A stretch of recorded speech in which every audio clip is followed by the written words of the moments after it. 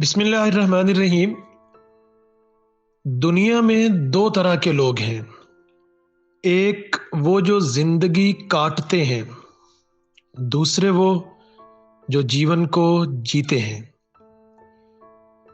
जिंदगी काटने वालों के चेहरों पर बोरियत और मायूसी होती है। वो हर वक्त बेजार से और आवाजार से दिखते हैं,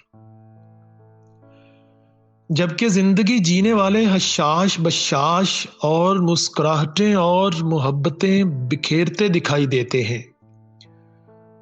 वो हर दिन को एक और मौका समझते हैं, कुछ कर दिखाने का, अपना आप मनवाने का।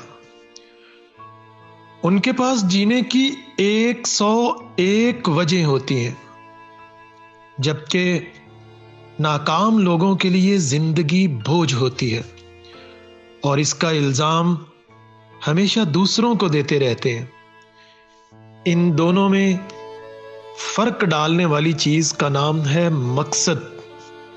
मकसद हयात। जिनकी जिंदगी में कोई मकसद होता है, कोई मंजिल होती है, कुछ ख्वाब होते हैं, वो मुस्बत और खुश रहते हैं, जबकि बेमकसद लोग मनफी और उदास रहते हैं। बेमकसद बेमुर्शिद होता है। इस साल की इब्तदा में आप कहां खड़े हैं? थोड़ा सा नहीं, पूरा सोचिएगा।